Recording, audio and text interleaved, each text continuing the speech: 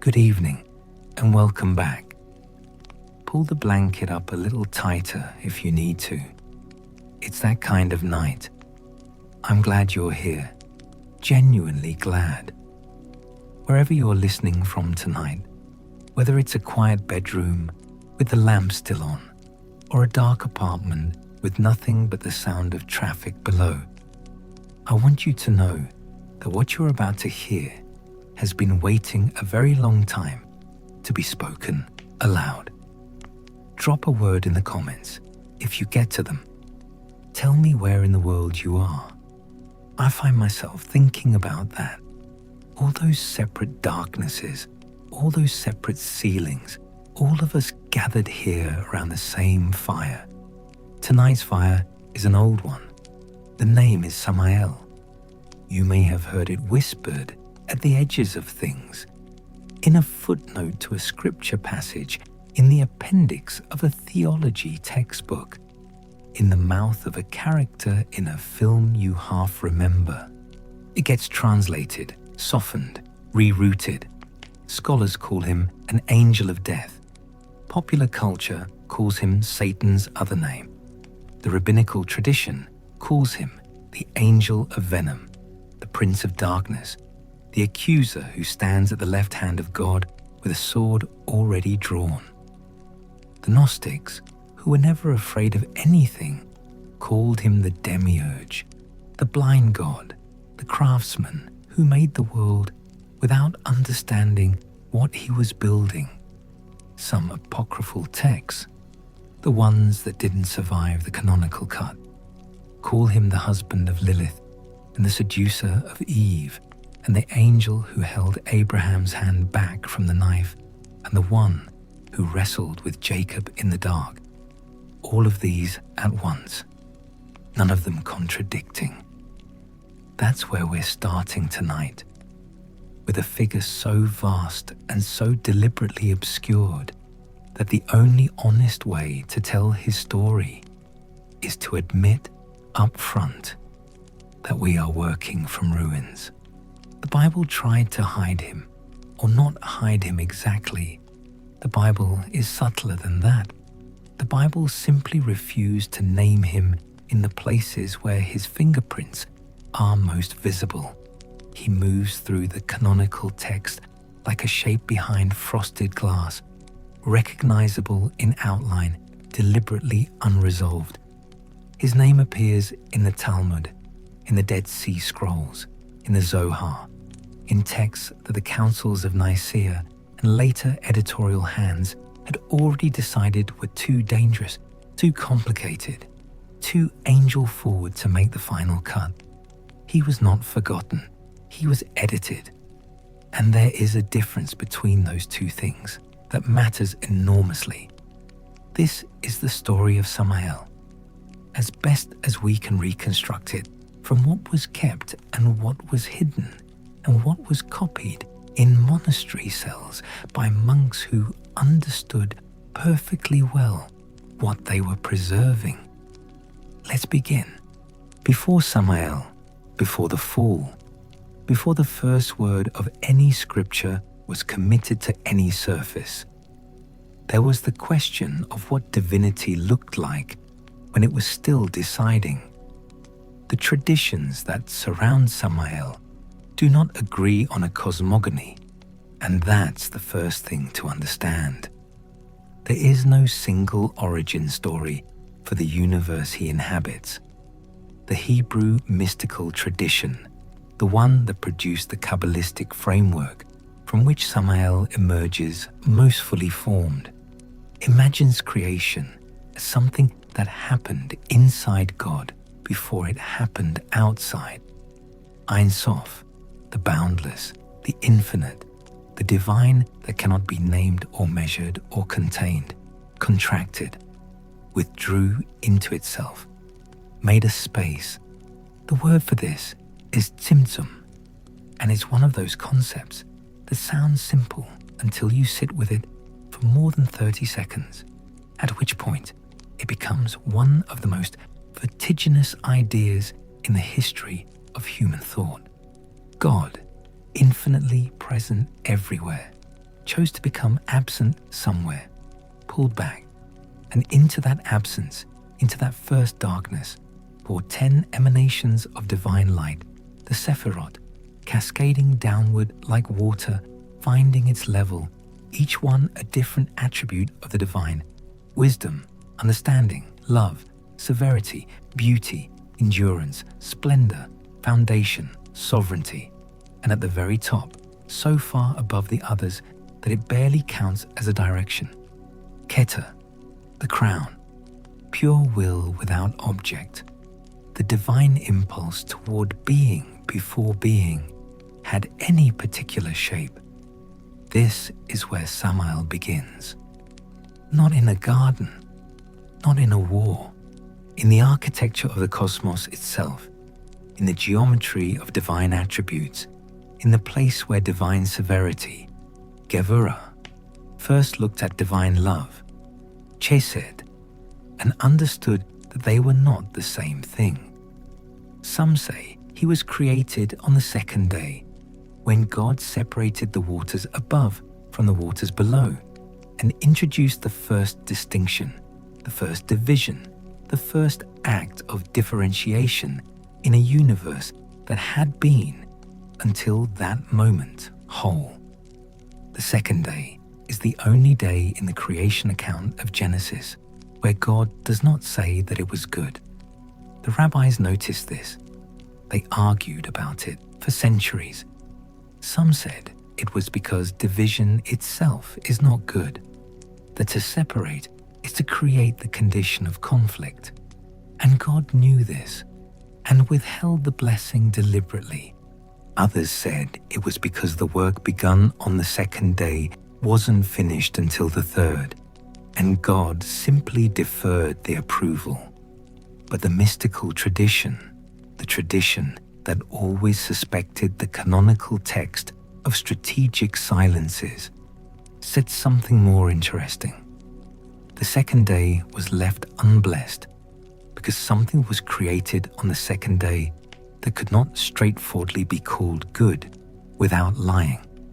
Something that would take the divine attribute of severity and amplify it, embody it, give it agency and will and a face. Something whose name would not be written in the Torah itself, but whose presence would be felt on almost every page. The angelic orders, in the traditions that describe them with anything like precision, are not all alike. This is important.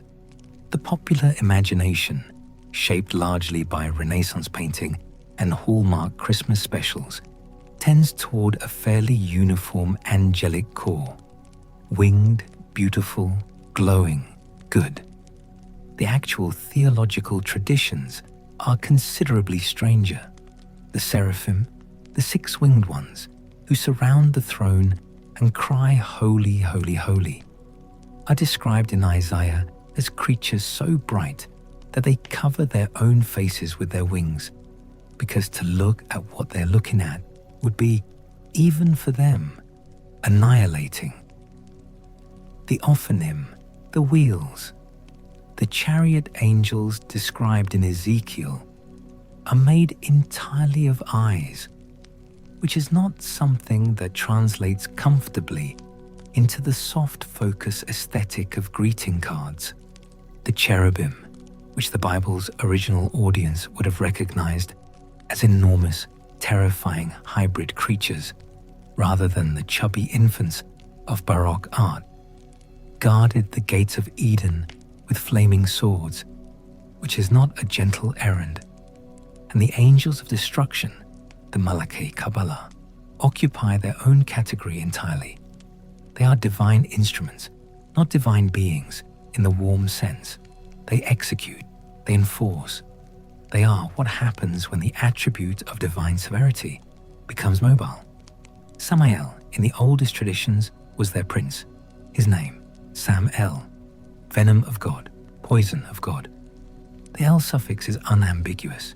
It places him in the company of Michael, who is like God, Gabriel, God is my strength, Raphael, God heals. He is of the same grammatical class, the same divine referent, but where Michael expresses likeness and Gabriel expresses strength and Raphael expresses healing, Samael expresses poison. His very name is a theological statement, and the statement is, God also contains this. The divine also has a venomous aspect. The world was not made only by light and love. It was made, too, by something that cuts. The Zohar, the central text of Kabbalah, ostensibly written in 2nd century Judea, though most scholars place its actual composition in 13th century Spain, describes Samael as the head of the Sitra Achra, the other side. This is not simply evil in the common sense. The Sitra Achra is more like the shadow cast by divine light, unavoidable, structurally necessary, the consequence of light's existence rather than its enemy, where the Sephirot emanate downward in a pattern of divine attributes. The Sitra Achra mirrors them from below, a dark tree whose roots reach toward the same divine source, but whose branches grow in the opposite direction. Samael rules this mirror world. He is not opposed to God so much as he is God's own severity, externalized, given autonomous will, and permitted, crucially permitted, to operate. This permission is not incidental. It is the theological crux of everything that follows. Because if Samael acts without divine sanction, then he is simply a rebel, a fallen creature, the fairly conventional devil of popular theology. But if Samael acts with divine permission, if his role as adversary, as accuser, as the one who brings venom into the world, is itself a cosmic function that God assigned and maintains, then the problem becomes infinitely more interesting. Then the question isn't how evil entered a good world.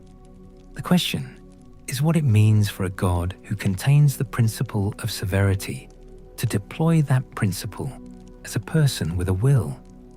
The angels who surround Samael in the Zohar and the later Kabbalistic literature are a court in miniature, a dark reflection of the divine court above. Lilith is at his side, will come to her, and the angels of destruction serve under him, and the whole apparatus of cosmic judgment, of punishment and consequence runs through him. He is not merely one fallen angel among many. He is a structural feature of the universe, as necessary to the architecture of creation as the angels of mercy who counterbalance him. Or so the tradition that preserved him insists. The tradition that edited him out had other ideas. The war in heaven is not in the Bible, not directly, not explicitly. The canonical Hebrew Bible contains no account of angelic rebellion, no account of Samael or Satan leading a faction against God, no cosmic battle with winners and losers and the defeated cast down to earth. The passage most often cited as evidence for this narrative, Isaiah 14, with its falling morning star, its Hellel ben Shachar, its how you have fallen from heaven, is almost certainly about the king of Babylon. Scholars have known this for a long time. The context is unambiguous. The prophet is taunting a human monarch who overreached, not describing a metaphysical catastrophe. And yet the tradition grew. The war in the heaven narrative filled in around the canonical text the way sediment fills around a stone. The first book of Enoch, which was considered scripture by some early Jewish communities and by the Ethiopian Orthodox Church, gives an elaborate account of the Watchers, the 200 angels who descended to Mount Hermon, swore an oath to take human wives, and thereby introduced a corruption into the human world that ultimately necessitated the flood. The angels of this account are named. Their leader is Shemihaza, or in some versions, Azazel, who teaches humans to make weapons and paints their faces with cosmetics and gives them knowledge they were not supposed to have. The connection to Samael is oblique but persistent. Later traditions would fold Azazel into Samael, or identify them, or treat them as different masks on the same cosmic face. The Dead Sea Scrolls, discovered in 1947 in a cave near Qumran, and representing a community of Jewish sectarians, probably from the 2nd and 1st centuries BCE, provide the most explicit early Hebrew evidence for the cosmic dualism that Samael inhabits. The community rule and the war scroll describe the Prince of Light and the Prince of Darkness as two cosmic forces in fundamental opposition, with all of humanity divided between their spheres of influence. The Prince of Darkness is called Belial in these texts, and Belial leads the forces of darkness in a cosmic war that mirrors the community's own sense of being embattled, pure, set apart. Belial is not identical to Samael, but he occupies the same structural position, and the texts that describe him, the venom he spreads, the ways he infiltrates human hearts, his status as a cosmic adversary permitted by God, read like a rough draft of the Samael tradition that would be developed more fully in the medieval Kabbalistic literature. The question of how Samael became what he is, how the venom first entered the divine instrument, is answered differently by different traditions, and the differences matter. The most dramatic answer, he fell. The pride narrative, the most familiar version of it, the one that Milton would later crystallize into Paradise Lost, has the leading angel, most beautiful, most powerful, most beloved, refusing to accept the creation of humanity. The angels are told to honor Adam, the new being, the creature of clay who carries within him the divine image, and one refuses. The reason given varies. Pride at being asked to bow to something lesser, or jealousy, or something more complicated. In some versions, the refusal is almost logical. Why should a being of pure spirit prostrate before a being of mud, even if God's breath animates the mud? The refusal is transformed into rebellion. The rebellion is transformed into expulsion. The expelled angel becomes the adversary, Samael, Satan, the one who circled the garden looking for the weak point in God's newest creation. The less dramatic answer, and the one that I find considerably more unsettling. He never fell. He was always this. His position as adversary, as accuser, as the angel who tests and tempts and destroys, is his original assignment, the role he was shaped to fill from the moment the divine attribute of severity required a face. The full narrative is, in this reading, a later theological overlay, a way of making the existence of evil comprehensible by making it contingent, a consequence of choices that could have been made differently. But the deeper tradition knows something about evil that the full narrative can't quite contain, that some of it is structural, that some of it isn't a mistake, that some of it is woven into the architecture of a universe that runs on consequence. In the Talmudic Tractate Sota, Samael is described as the guardian angel of Rome, not a fallen creature running loose, but an official divine appointment. God gave him Rome to administer, just as God gave other angels other nations. Michael watches over Israel. Other angels superintend other peoples. And Samael In this tradition, watches over the empire that destroyed the Second Temple and scattered the Jewish people. This is theological vertigo if you stare at it long enough. The catastrophe of 70 CE, the burning of Jerusalem, the death and exile of hundreds of thousands, administered by an angel, not fallen, not rogue, appointed.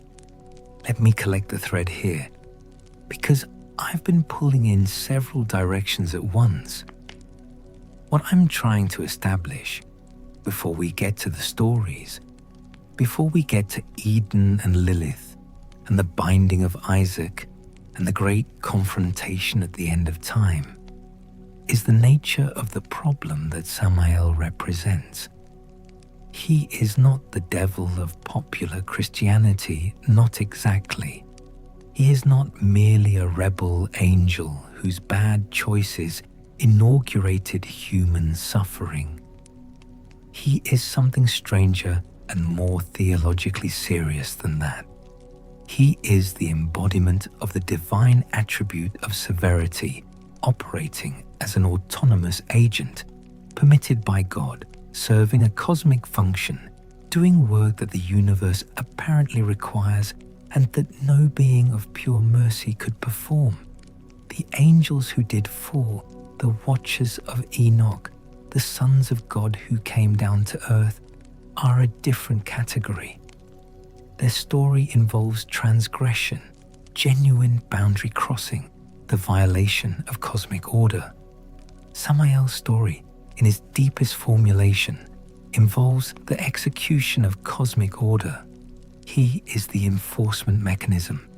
He is what severity looks like when it gets up and walks around, which makes the question of his relationship with Eve not a story of simple seduction and corruption, but something considerably darker.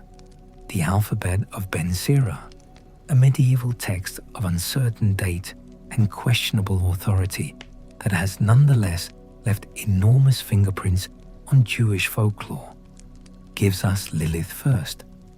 And to understand Samael, you have to understand Lilith, because in the traditions where both of them exist fully, they are bound together, mirror and complement, the left and the right of the Sitra Achra. The story most people know.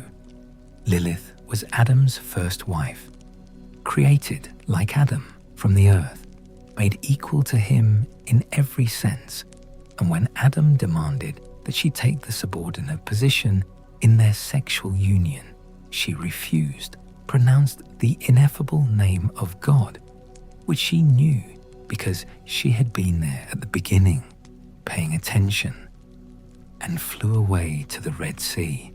There she became a night demon, a killer of newborn children, a seductress of sleeping men, a figure of terror so potent that amulets inscribed with the names of the angels who pursue her, Sinai, Sansanoi, and Samangeloth, were hung above cribs in Jewish households for centuries. But in the Kabbalistic tradition, Lilith's story doesn't end at the Red Sea. She finds her counterpart. She finds Samael. And in some of the most charged passages of the Zohar, they are described as a single entity with two aspects, the male face and the female face of the Sitra Achra, locked together in an embrace that mirrors and mocks the divine union of the masculine and feminine principles in the Sephirot above. She was not made for submission. He was not made for mercy. What they build together at the left side of creation is the tradition's attempt to account for everything in the human experience that cannot be explained by love and law alone. For the child who dies before morning, for the dream that leaves you sweat-soaked and ashamed, for the compulsions you cannot explain and cannot escape, for the violence that comes from nowhere and goes nowhere and leaves nothing in its wake but wreckage. She is all of that, and he is a structure that gives it shape. Their union produces demons. In the tradition, thousands of them, the Lilim, the night creatures who walk in the space between the permitted and the forbidden. This is not incidental mythology. This is theology doing its most serious work, asking where the wild spirits come from, spirits that fill the spaces between God's commandments, that operate in the margins of the law, that inhabit the places the law doesn't reach. Samael's relationship with Eve is one of the oldest and most carefully contested elements of his mythology. The Talmud says he rode the serpent. This is not metaphor exactly, or rather, it is metaphor, but it is metaphor that is doing the work of historical claim. The serpent who appeared in Eden, who spoke to Eve with such unsettling precision about the nature of the fruit and the motives of God, was animated by Samael, ridden by him, was him in another shape. The rabbis who proposed this reading were not simply providing a villain, they were solving a theological problem. The serpent in Genesis is too clever, too accurate. It knows things that an animal shouldn't know, asks the right question to produce the right doubt. Did God really say, "You shall not eat from any tree"? A simple beast doesn't operate like this. A cosmic adversary with a specific brief to test the first humans does. In some tellings, Samael is physically beautiful in his serpent guise, more beautiful than any creature in the garden, beautiful enough that Eve was drawn to him before he spoke a word. This detail is not an accident. The tradition is doing something careful here. It's saying that the adversary's power is aesthetic before it is argumentative. He didn't argue Eve into eating the fruit. He was there, present, beautiful, already in the garden, already familiar, before any theological debate began. And what he said when he spoke, "You will be like gods, knowing good and evil," is the most devastating sentence in the Hebrew Bible, not because it was a lie, but because it was true. God confirms it afterward in Genesis 3:22. "Behold, the man has become like one of us, knowing good and evil." The serpent wasn't wrong. The knowledge was real. The transformation was real. What Samael offered Eve was not an illusion. It was a genuine expansion of human consciousness, a genuine increase in human capacity, a genuine step in some direction. Whether that direction was up or down is precisely what the tradition has been arguing about ever since. The Gnostic traditions, those strange, brilliant, heterodox communities scattered across the first few centuries of the Common Era, eventually declared heretical and whose texts were mostly lost until the Nag Hammadi discovery in 1945, had an answer that the mainstream tradition couldn't quite permit itself. Some of them said, up. The serpent, in certain Gnostic texts, is the hero of Eden, not Samael in his adversarial role, but the serpent as agent of gnosis, of awakening knowledge, whose offer to Eve was the most merciful act in the entire creation story, liberating the first humans from the ignorance that the blind God had imposed on them to keep them manageable. The blind God in these accounts is not the highest God. He is the Demiurge, the lower craftsman deity who made the material world as a kind of inferior copy of the divine realm above, unaware of or indifferent to the transcendent spiritual dimension he was sealed off from. The Demiurge creates. The Demiurge governs. The Demiurge issues commandments. But the Demiurge does not know what he doesn't know.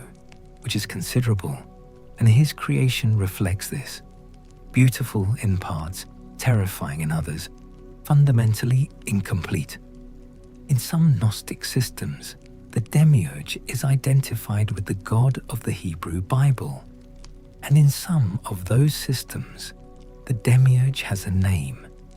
The name is Samael, the same venom of God, the same divine-sounding suffix, but applied now not to an angel who serves the highest God, but to a lesser deity who thinks he is the highest God, who thunders from a mountain and declares himself a jealous God, and is jealous because jealousy is all he has, because above him, silent and vast and merciful in a way he can't access, is the true source of all being, the true divine, the one whose spark nonetheless somehow found its way into the human beings, the Demiurge shaped from mud.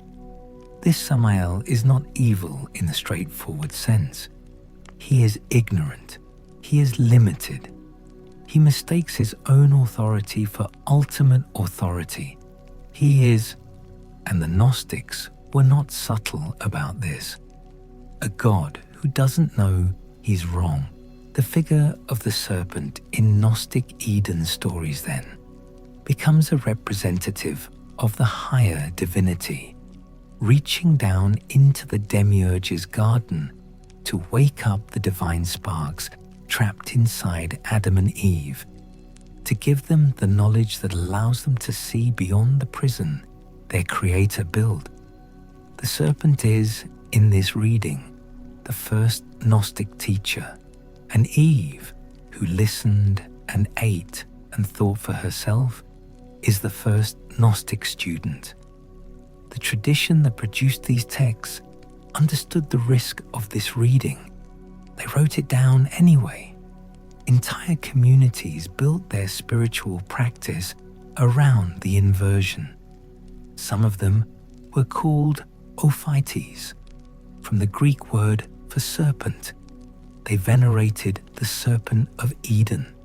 They may or may not have incorporated actual serpents into their rituals.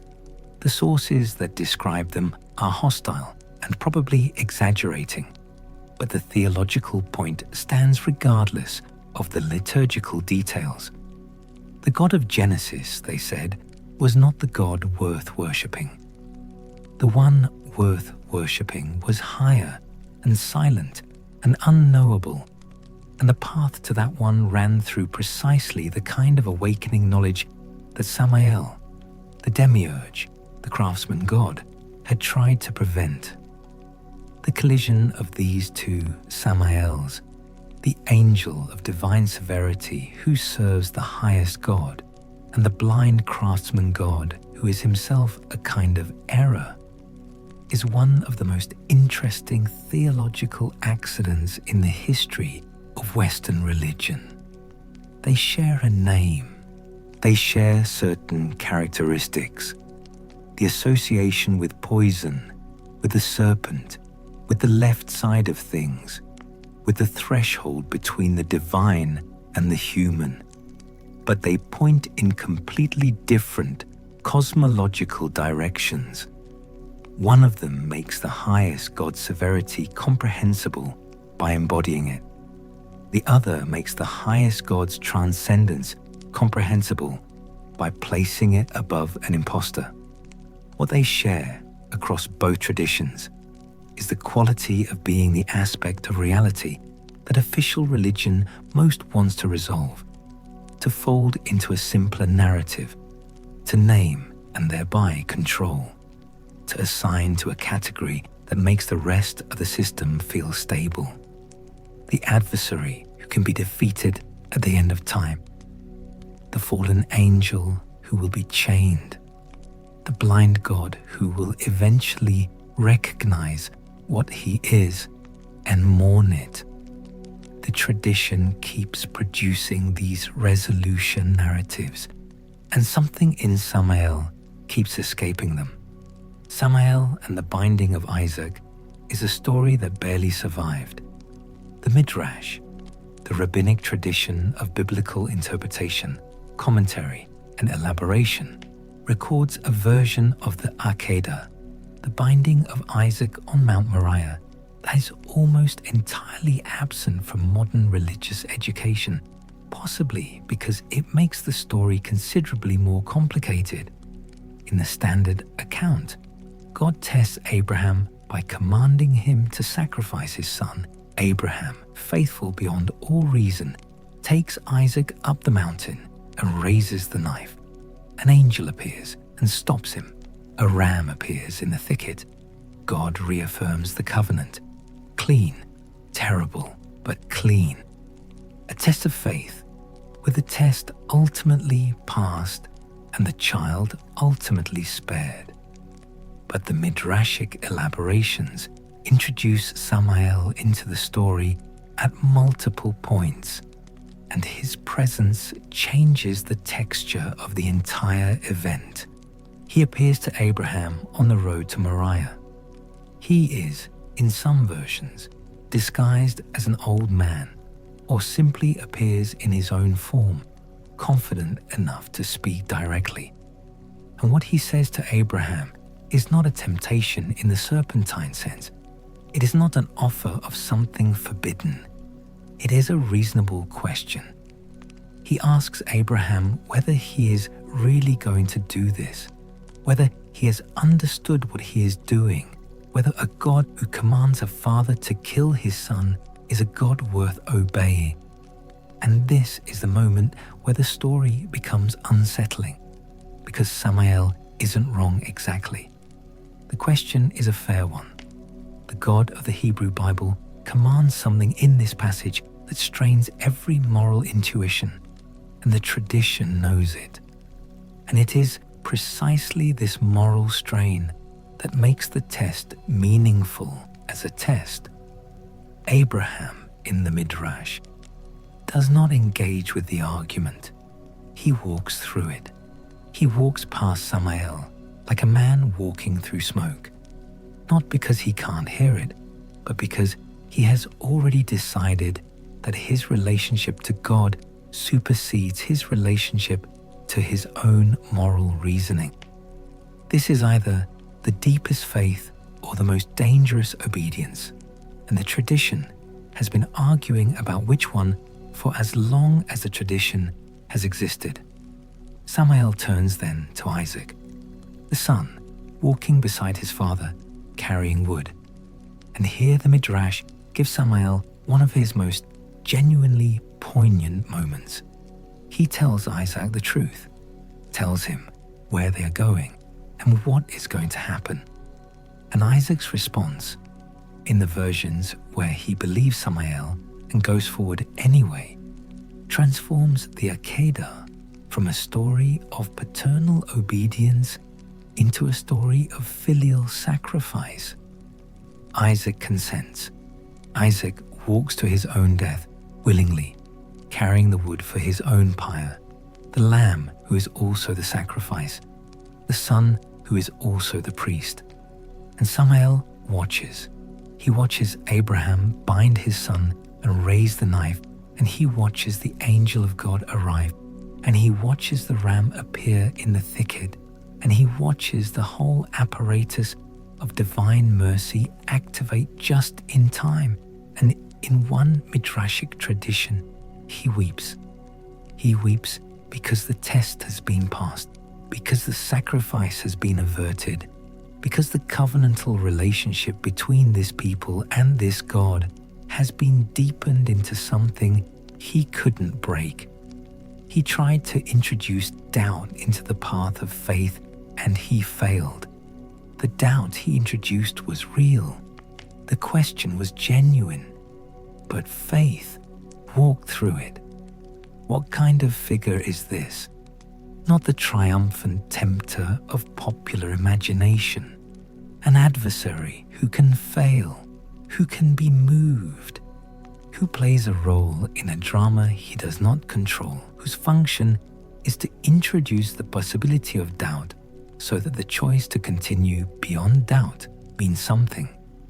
If Abraham had no reason to question, his fidelity would prove nothing. Samael provides the reason. Without him there is no test. Without a test, there is no covenant deepening, no faith made meaningful through resistance, no story. He is the element that makes meaning possible. This is his function, and this is what gets him edited out of the canonical text. Because a God who requires a cosmic adversary to give faith its weight is a more complicated God than the ones most traditions want to present to their congregants. There is a figure in the Hebrew Bible called the Satan, not a proper name initially, but a common noun. Satan, the adversary, the accuser. He appears most fully in the book of Job, in one of the most structurally fascinating passages in the entire biblical text. The sons of God gather before God, and among them is the Satan, who has been walking to and fro on the earth, going up and down it. The phrase has a prowling quality to it, restless, menacing, the movement of something that is looking for something.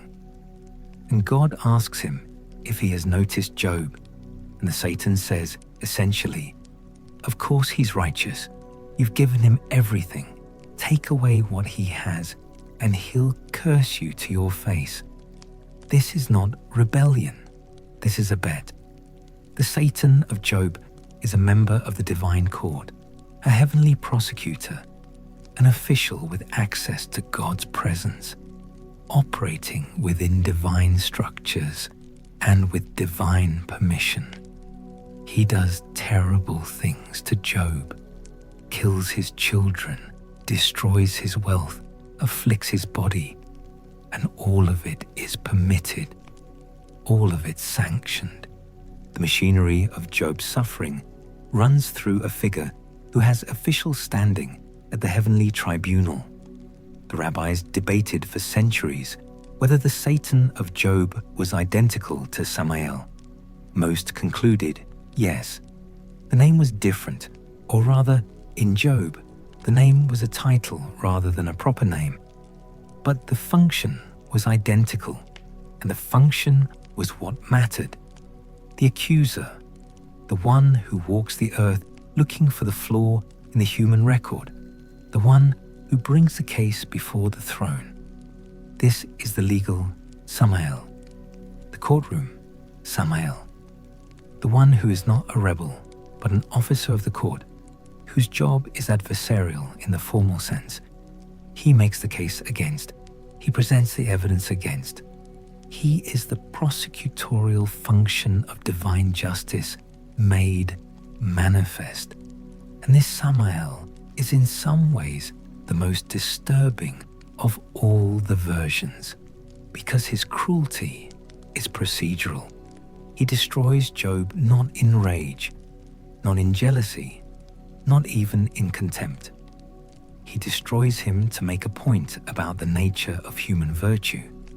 Job's suffering is, in this framing, a thought experiment with catastrophic human costs, run by a figure who is permitted to run it, because the thought experiment serves a theological purpose. The tradition that the people of the ancient Near East were telling each other about the nature of divine justice required a figure like this. It required a prosecutorial angel who could test human virtue, not because God doubted it, but because the humans themselves needed to know whether their virtue was genuine or merely transactional. Samael, in the Job narrative, is the mechanism by which the question gets answered. Without him, there is no proof. That the proof cost Job his children is the unbearable part, and the unbearable part is not resolved by the ending of the book of Job, whatever interpretation you favor. New children cannot replace the dead children. The restoration of wealth cannot make the suffering retroactively meaningful.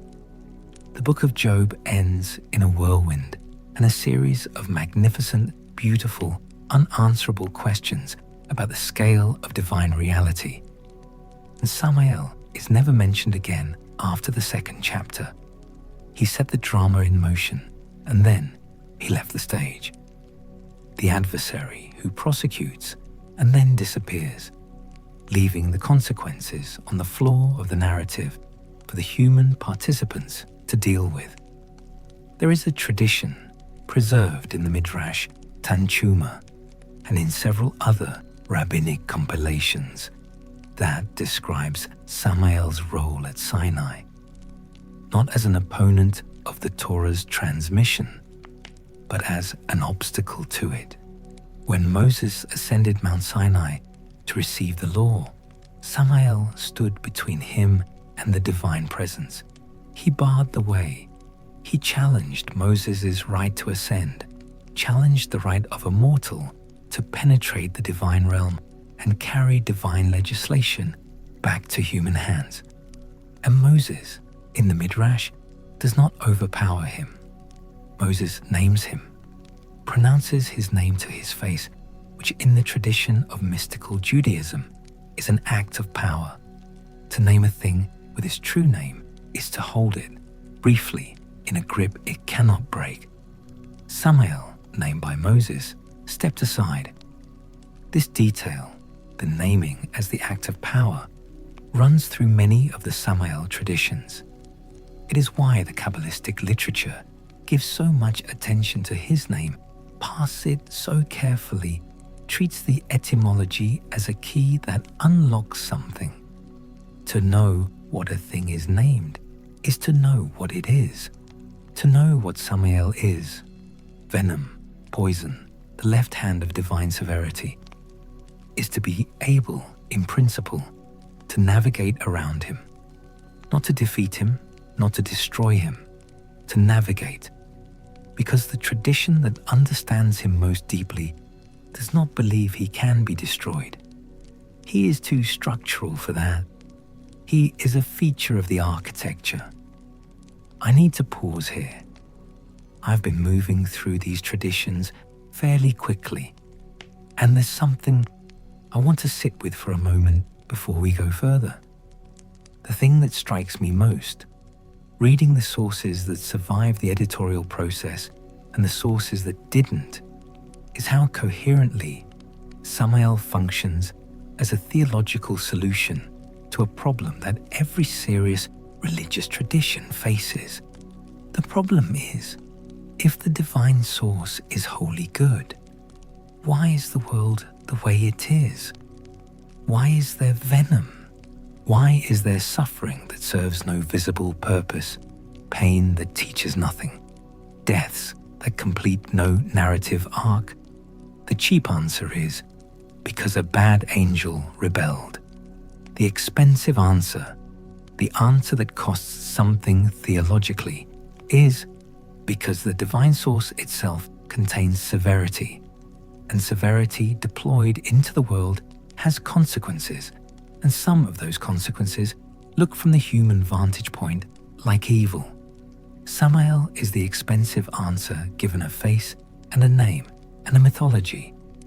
What he represents is not the intrusion of darkness into a world of light.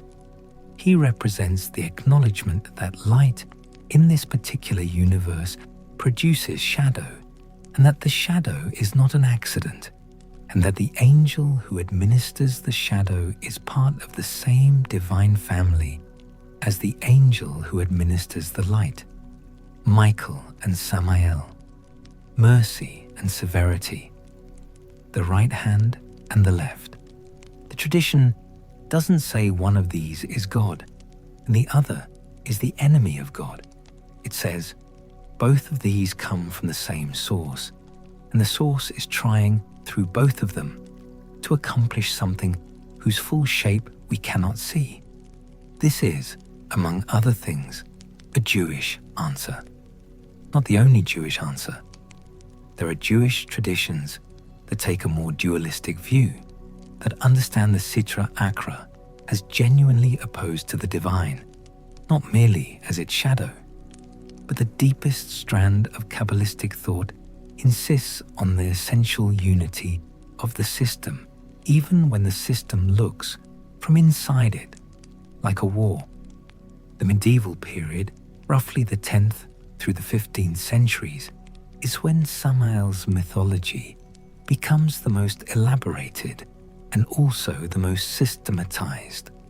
The Zohar, composed in Spain in the late 13th century by Moses de Leon, who attributed it carefully to the 2nd century sage Shimon bar Yochai, contains the fullest and most theologically sophisticated account of Samael that the tradition produced, and what it shows is a figure who has, by this point, been living in the shadow of monotheism for well over 1,000 years, accumulating attributes from multiple traditions: Jewish, Christian, Gnostic, probably some Persian dualism at the far end of the genealogy, without ever quite becoming the devil of Christian theology.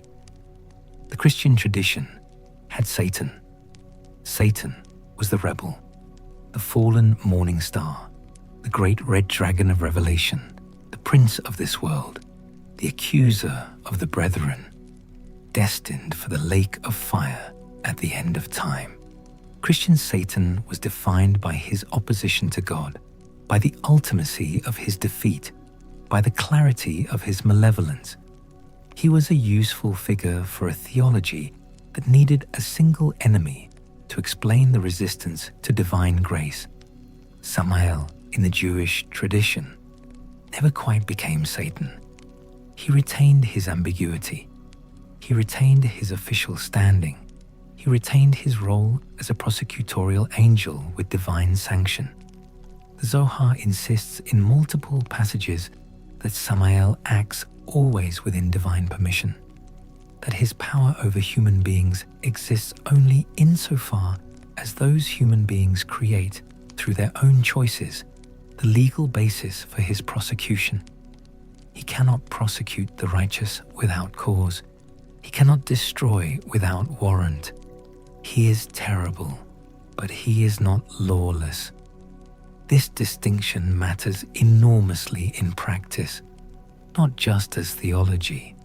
It produces a different relationship to evil, not the battle cry of holy war against a cosmic enemy, but the sober attention of someone who knows that the adversary has standing, and that the best defense against him is to give him no legitimate ground.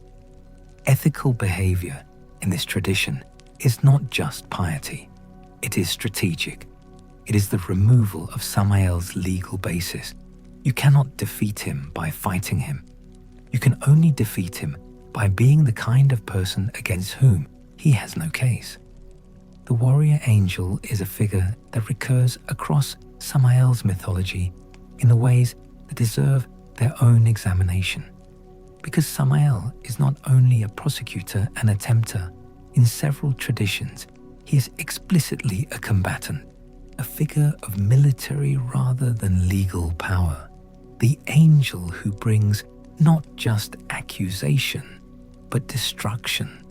The Book of Jubilees, another text from the Second Temple period, found among the Dead Sea Scrolls, venerated as scripture by the Ethiopian Orthodox Church, describes an angel called Mastema, which means something like hostility or hatred, who leads a company of evil spirits and who was, crucially, permitted by God to retain 1/10 of his spirits to afflict humanity, while the remaining 9/10 were imprisoned. This Mastema overlaps with Samael in several traditions. He is the one who hardened Pharaoh's heart. He is the one who tried to kill Moses on the road to Egypt, an episode mentioned cryptically in Exodus 4:24 and elaborated extensively in the traditions that surround it. He is the one who, in Jubilees, asked God's permission to tempt Abraham, which God granted because the test was God's own idea, and Mastema/Samael was simply the instrument through which the idea became a pressure applied to a human life. The figure of Samael as the angel of death, Malake, is the role that appears most often in daily Jewish life, or rather, in the margins of daily Jewish life, in the protective rituals and apotropaic prayers and amulet traditions that surrounded childbirth and illness and the deathbed. He appears in the Talmud as a figure with a sword, sometimes a sword with a drop of gall on it, which is the venom of his name made literal, which is what kills when it falls on the tongue. He comes at the appointed hour, at the moment when the span of life has been exhausted, and he takes what is his. He is, in this guise, neither good nor evil in any simple sense. He is inevitable. He is the mechanism by which human life ends, which is neither punishment nor mercy, but simply the structure of the world in which human beings live. The story of how Moses died involves Samael in a way that is almost tender, given everything. When Moses' time came, Samael came for his soul. And Moses, who had stood before Pharaoh, who had parted the sea, who had argued with God and won, refused. He argued, he pleaded, he invoked his own record, his own merit, the uniqueness of his prophetic experience, his unmatched intimacy with the divine. And in some versions, God himself came for Moses' soul, not Samael, precisely because Moses' soul was too great for the angel of death to take. In other versions, Samael came and Moses overpowered him verbally, blinded him in one account with the radiance of his own holiness. In all the versions, there is something deeply human in Moses' resistance, something that the tradition clearly loved. The greatest prophet of Israel, the one who had seen more of God than any other human being, still didn't want to die, still argued, still tried to find a way. Samael, in these accounts, is doing his job. He is not malicious.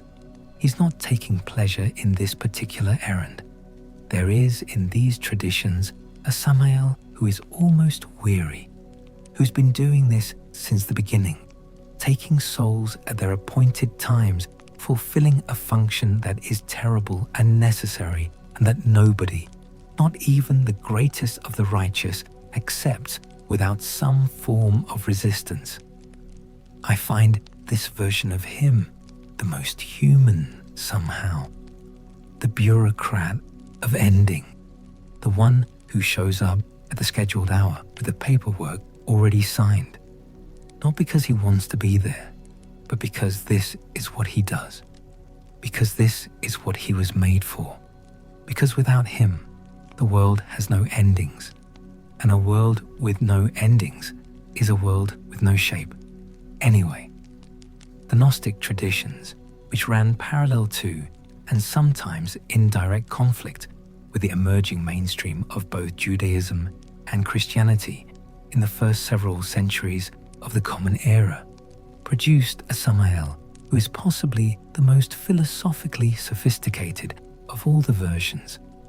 The Apocryphon of John, one of the Nag Hammadi texts, probably composed sometime in the 2nd century CE, gives a full cosmogony in which Samael is the name of the ignorant creator God, the Demiurge who looks down at the chaos of matter below him, sees his own reflection in the waters, and desires to replicate what he sees.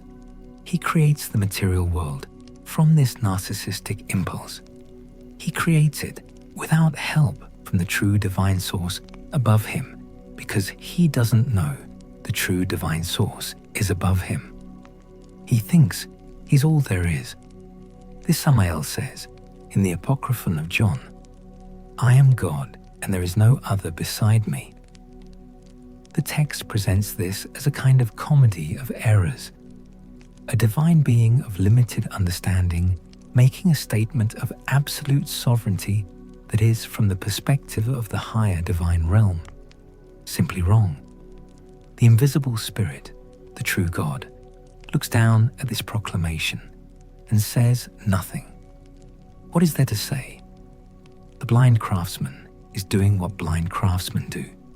He will eventually become aware of his error. The process by which he becomes aware is, in some Gnostic accounts, the purpose of all history. What the Gnostics were doing with this mythology was performing a very radical act of reinterpretation.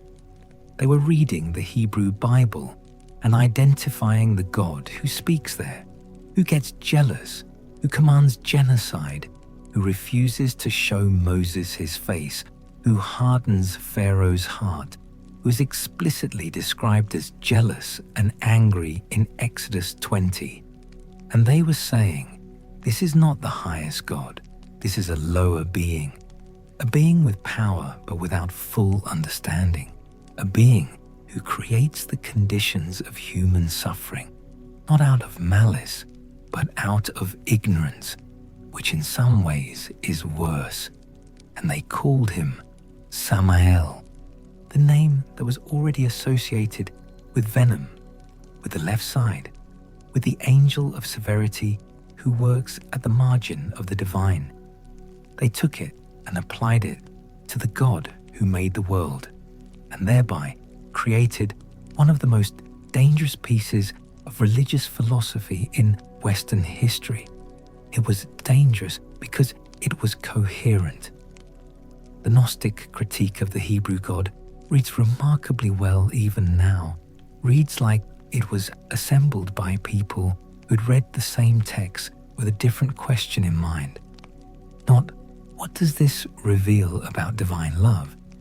But what does this reveal about divine limitation? And the answer they got was a lot. Enough to build entire alternative cosmogonies around. Enough to attract communities, to inspire texts, to generate martyrs. The church councils that condemned Gnosticism were responding to something real.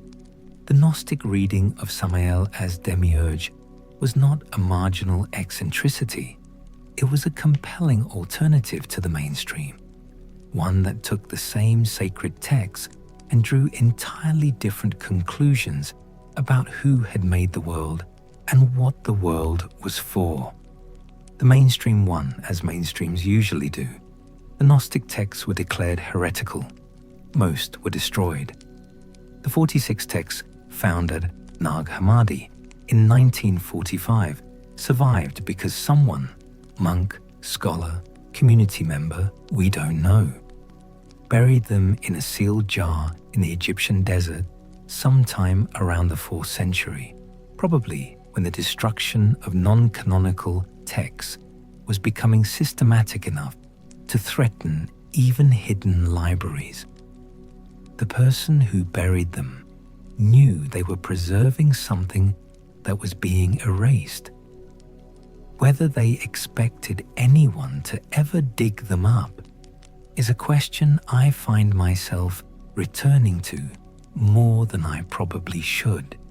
The theology of the dead, all that careful thought, all those generations of debate about the nature of the Demiurge and the structure of the pleroma and the path of the divine sparks back to their source, buried, waiting, found by a peasant who broke open the jar while digging for fertilizer and reportedly burned some of the leather-bound volumes to heat his tea before realizing he might be holding something unusual.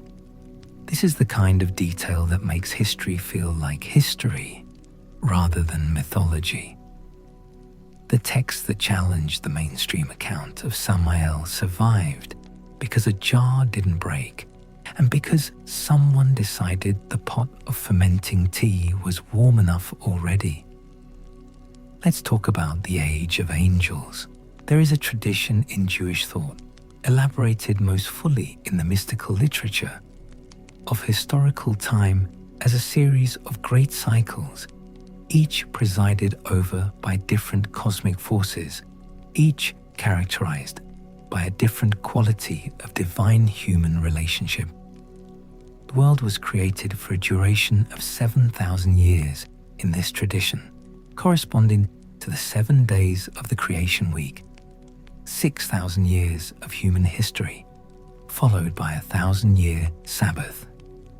The present age, any present age in which the world feels damaged and the divine feels distant, is understood as a consequence of the original rupture, the breaking of the divine vessels, the moment when the containers for divine light shattered under the intensity of what they were asked to hold. The Kabbalistic account of the breaking of the vessels, Shevirat, HaKeilim, is one of the most beautiful and terrible cosmogonic myths in the history of religion. The divine light poured downward into the Sephirot as containers, and some of those containers, the lower ones, the ones closest to the world of matter, could not hold what they were given. They shattered.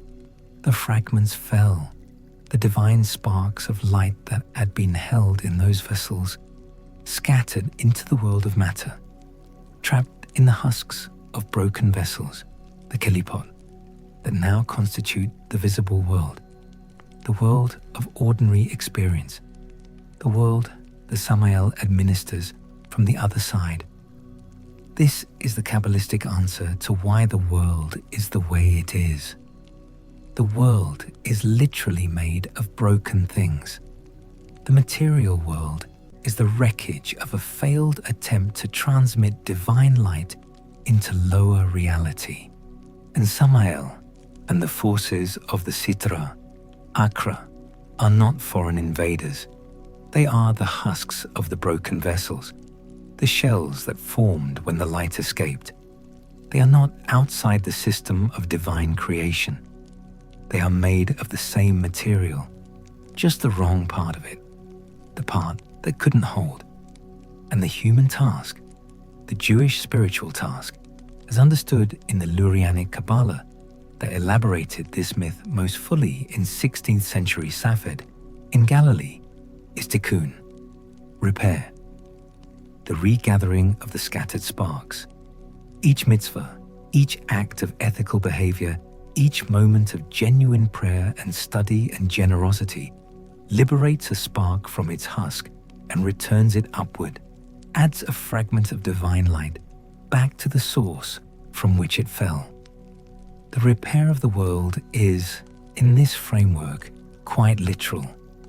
Every human choice has cosmic consequence.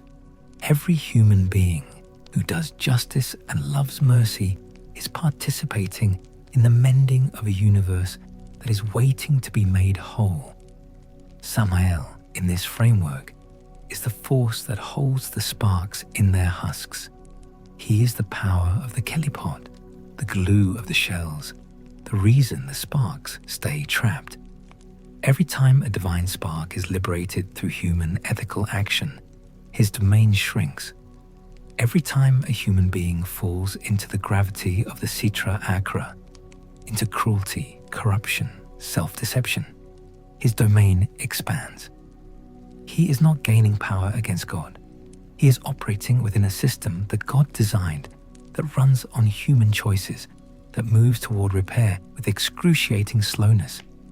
This is the age Samael administers, the broken age, the age of shells and sparks, and the slow, difficult, interminable work of mending. The traditions that imagine the end of this age imagine it differently. The most common version has Samael defeated, bound, destroyed in the Messianic era, the 1,000 years of Sabbath, the world to come, in which the kelipot are dissolved and the sparks all return, and the broken vessels are made whole, and the Sitra, Akra, simply ceases to have a function. The adversary, when there is nothing left to accuse, when the human record is clean, when the work of Tikkun is complete, what does the adversary do? The tradition suggests he dissolves.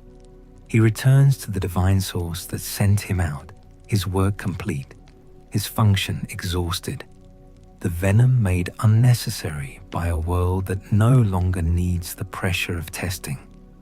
Some Kabbalistic thinkers went further.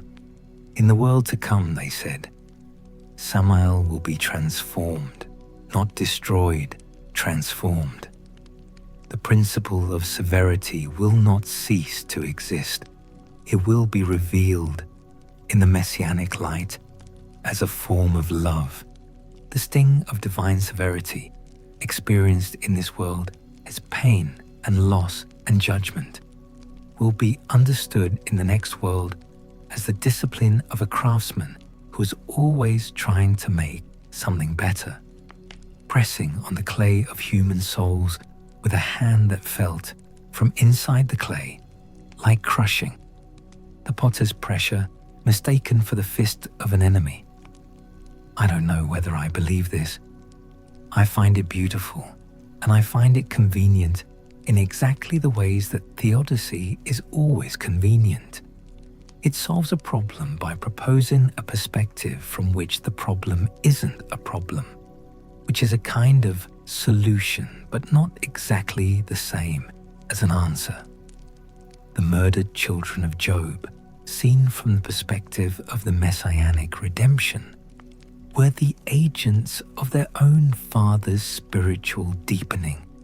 Seen from the perspective of the children themselves, they were simply dead. But I keep coming back to the image because it contains something important about the tradition's deepest insistence, that nothing in this universe is finally waste. Not the suffering, not the darkness, not the adversary himself. Everything in the end was doing work. The work was just invisible from where we stand. Michael and Samael. These two figures stand across from each other in the angelic hierarchy, the way left and right stand across from each other, the way day and night stand across from each other, not as enemies, but as complements, each defining the other's shape, each making the other's function comprehensible. By contrast, Michael is the angel of mercy, a protection of the divine right hand, the heavenly Prince of Israel, in the traditions that give nations their angelic superintendence. Samael is the angel of severity, of accusation, of the divine left hand, the heavenly prince of those forces that test and press and corrode. Their relationship is described in some Kabbalistic texts as adversarial in the forensic sense. They argue before the divine tribunal. Michael defends, Samael prosecutes. Israel's fate in history in this framework is determined by the outcome of an ongoing celestial debate. Michael arguing for mercy, Samael arguing that the people's sins justify the severity he wants to apply.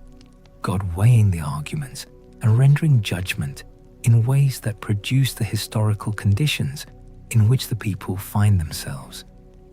This is, among other things, a way of understanding catastrophe, the destruction of Jerusalem, the exile to Babylon, the dispersion under Rome. Each of these was, in the tradition, understood as the consequence of Samael winning an argument, or of Michael failing to find adequate grounds for defense. The people had not given Michael enough to work with. The people had, through their choices, handed Samael the legal basis he needed. The historical disaster was the divine court's verdict, and the only response to it was not rage at God, but the hard internal work of removing Samael's grounds for prosecution. There is something almost unbearably morally demanding about this framework. It places the responsibility for historical catastrophe on the people experiencing the catastrophe, which has been both the tradition's great strength, its insistence on moral agency, on the capacity of human choice to affect cosmic outcomes, and its great vulnerability, the place where theodicy shades into something that can come dangerously close to blaming the victim. The tradition knew this. The Book of Job is the tradition arguing against its own theodicy, refusing to accept that Job's suffering was earned by Job's sin, insisting on the inexplicability of righteous suffering, even within a framework that otherwise explains quite a lot. Job is the exception that proves the rule, and also the exception that questions the rule, and also the exception that the rule cannot fully absorb without becoming something different than what it was. The rabbis kept both things, the theodicy and its counterexample, and let them stand in permanent, productive, unresolved tension. Samael's role in the Book of Job is to be the mechanism by which the question is asked. He doesn't answer it. Neither does God in the whirlwind. Neither does the text. The question is asked, and then it reverberates. The medieval Christian tradition, which was constructing its own angelology and demonology during the same centuries in which the Zohar was being composed, had a complicated relationship with Samael. On the one hand, the figure clearly corresponded to Satan, the fallen angel, the adversary, the great enemy of humanity. On the other hand, the name itself, with its divine suffix, its L ending, its inescapable grammatical kinship with Michael and Gabriel and Raphael, made it theologically awkward to simply equate him with the unredeemable enemy of God. An angel named Venom of God is not quite the same as an angel who has entirely separated himself from God. The name keeps insisting on the connection. Some medieval Christian texts identify Samael with the serpent in Eden, with Lucifer, with Satan, collapsing the distinctions between figures that the Jewish tradition kept carefully separate.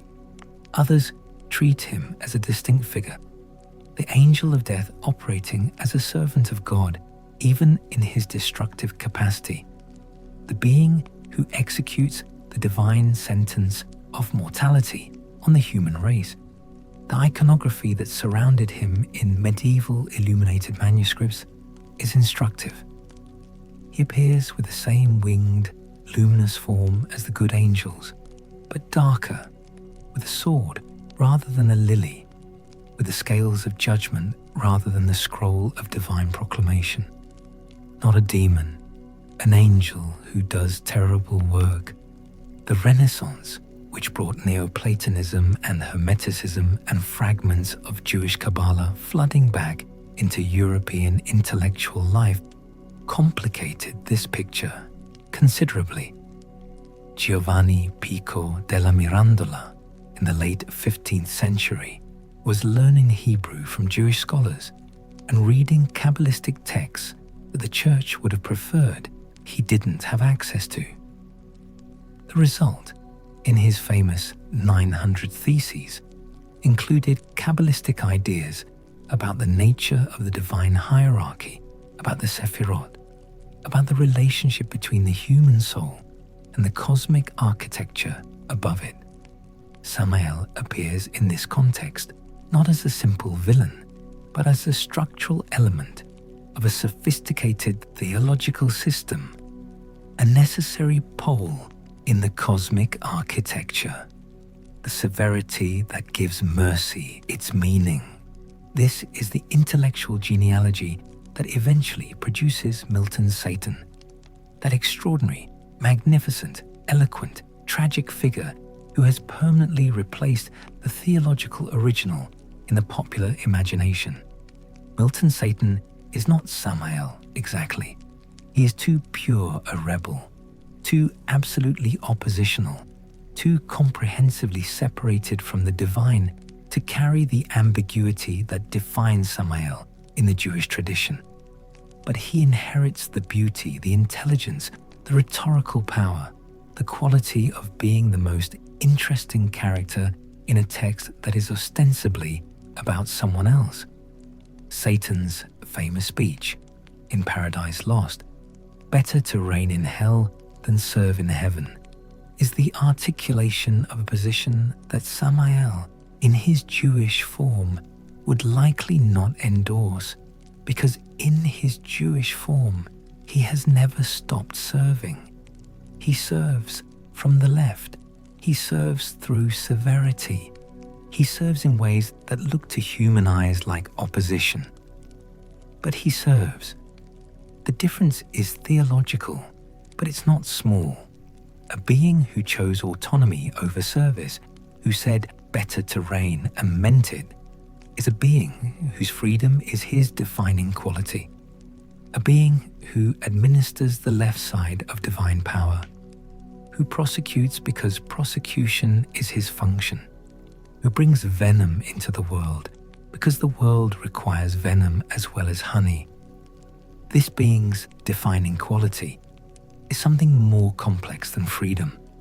It might be closer to duty, or to nature, or to the simple fact that he is what he is, and what he is has always been part of what the divine is, and neither he nor the divine can undo that without becoming something other than what they are. Let me try to say that differently. No, it's right the first time. The bond between Samael and the divine source is not the bond between a rebel and the authority he's rebelling against. It's the bond between a function and the system that requires it. Severity and the divine cannot be separated without the divine ceasing to include severity, and a divine that doesn't include severity is not the God of history, not the God of the prophets, not the God who appeared to Job in the whirlwind and asked whether Job had been there when the morning stars sang together. The God includes both, has to, and the name for the part that cuts is Samael.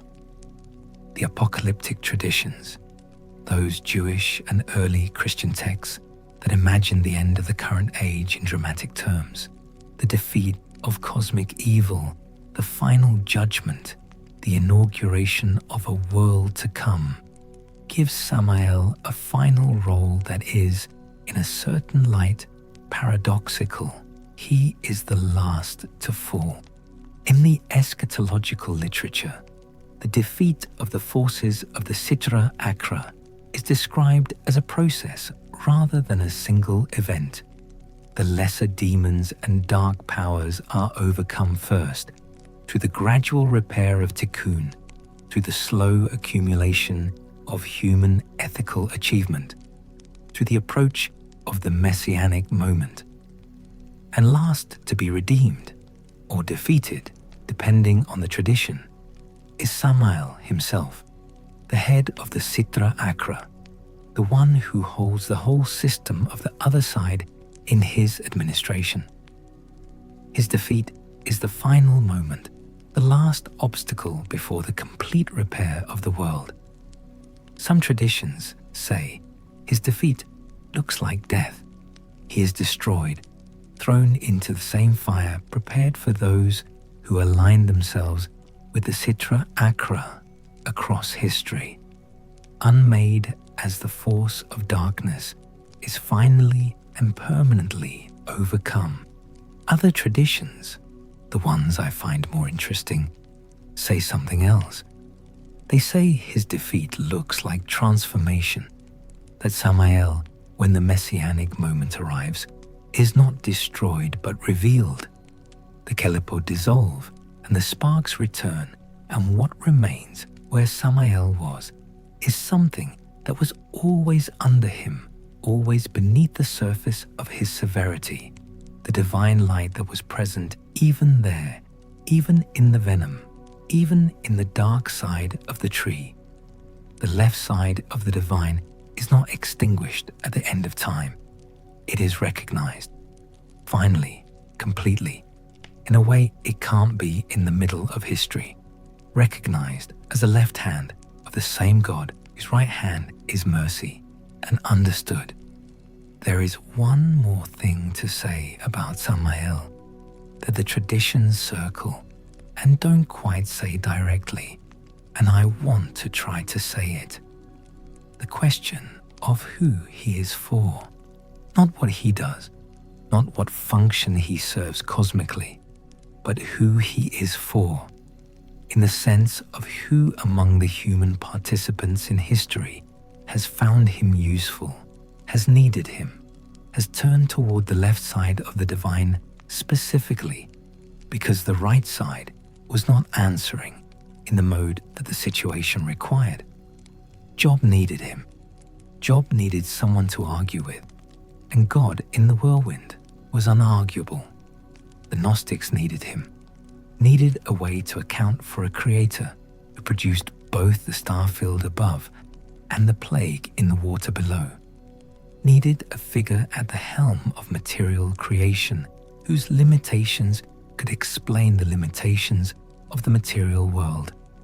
The Kabbalists needed him as the structural complement of mercy, the darkness that gives the light its edge, the severity that makes the love mean something because it costs something.